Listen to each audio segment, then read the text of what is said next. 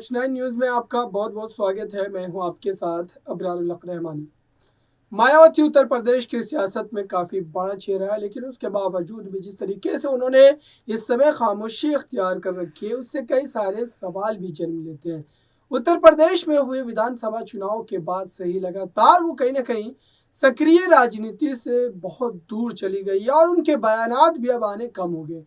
ऐसे में आप देखिए कि मुलायम सिंह यादव के निधन के बाद जिस तरीके से तमाम लोगों को ये उम्मीद थी कि वो सैफई पहुंचेंगे, क्योंकि वहां पर लगातार देश के अलग अलग राज्यों से, देश के कोने कोने से जो राजनेता है वो वहां पर पहुंच रहे थे और आम लोगों का भी लगातार वहां पर कतार में एक के बाद एक आना जाना लगा हुआ था। लेकिन ऐसे में उत्तर प्रदेश की सियासत का एक बड़ा चेहरा और 3 बार की मुख्यमंत्री रह चुकी मायावती का ना आना कहीं ना कहीं अखिलेश यादव को काफी ज्यादा चुभा, क्योंकि अखिलेश यादव और मायावती ने एक साथ गठबंधन कर पिछला विधानसभा चुनाव भी साथ में ही लड़ा था। लेकिन चुनाव के नतीजों के बाद ही कहीं ना कहीं दोनों के रिश्तों में एक तलखी देखने को मिली और मायावती ने जो पहली प्रेस कॉन्फ्रेंस की थी चुनाव के नतीजों के बाद, उसमें ही उन्होंने सीधे तौर पर अखिलेश यादव को कई बातों के लिए जिम्मेदार ठहरा दिया और सीधे तौर पर अपने चुनावी हार का ठीकरा अखिलेश यादव के सर पर फोड़ दिया।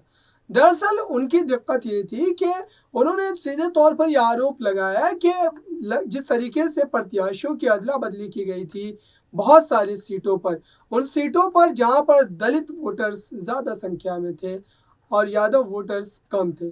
वहां पर जो यादव वोटर्स थे उन्होंने सीधे तौर पर बीजेपी को समर्थन कर दिया। जहां पर भारतीय जनता पार्टी के समर्थन मजबूत स्थिति में थे, वहां पर तमाम यादव वोटर्स ने जो है बीजेपी का समर्थन किया, न कि बहुजन समाजवादी पार्टी का समर्थन किया। और यही वजह रही कि उन्होंने लगातार उन पर हमले बोलने शुरू किए और अब तक वो खटास जो है वो बरकरार है। देखते हैं आने वाले समय में क्या बदलाव दोनों नेताओं के बीच देखने को मिलता है और क्या एक बार फिर से वही स्थिति बनती नजर आएगी और उत्तर प्रदेश में क्या फिर से एक बार अखिलेश यादव और साथ ही मायावती एक साथ एक मंच पर नजर आएंगे। और इसके बावजूद भी जो एक बड़ी चुनौती है वो वही है कि भारतीय जनता पार्टी सीएम योगी के नेतृत्व में जो एक बेहतरीन सरकार चला रही है और जिस तरीके से जनता का समर्थन उनको प्राप्त है, कहीं ऐसा ना हो कि अगली बार भी जो चुनाव होने वाले हैं उसमें बीजेपी फिर से तीसरी बार सत्ता पर विराजमान हो जाए। फिलहाल इस खास रिपोर्ट में इतना ही। देखते रहिए ताज़ा तरीन खबरों के लिए नेक्स्ट 9 न्यूज़ को। धन्यवाद।